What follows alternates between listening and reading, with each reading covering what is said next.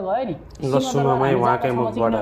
कसले निर्देशन दियो कहाँबाट कसले चलायो सिंहदरबार संसद भवन कसरी भयो सबै प्रक्रिया व्यक्तिलाई यो जिम्मेवारी दिनको लागि यिनीहरूले के गर्यो यिनीहरूकै घुसपेटिया मान्छे झोलेहरूले गर्दाखेरि तपाईँको सिंहदरबारमा गएर आगो लगाइदियो अनि के भयो भने चाहिँ यो मान्छेले फलानालाई एक दिन चाहिँ तपाईँ के भनेको थियो भने सिंहदरबार जलाइदिन्छु भनेर भनेको थियो त्यही भएर यो सबै दोष उसको माथि जान्छ भनेर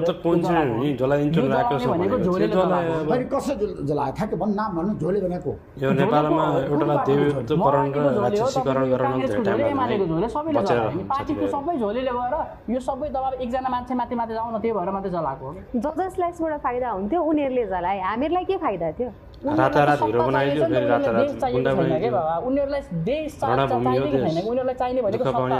जहिले पनि म राजा होस् यिनीहरूलाई जहिले पनि नराम्रो बनाउँछु भनेर मात्रै सोचेर यिनीहरूले जलाएको हो क्या यो झोलीले जलाएको हो क्या प्रत्यक्ष तपाईँको यो नेपाली नागरिक हामीले जलाउन सक्छौँ आफ्नो सिंहदरबार हामी त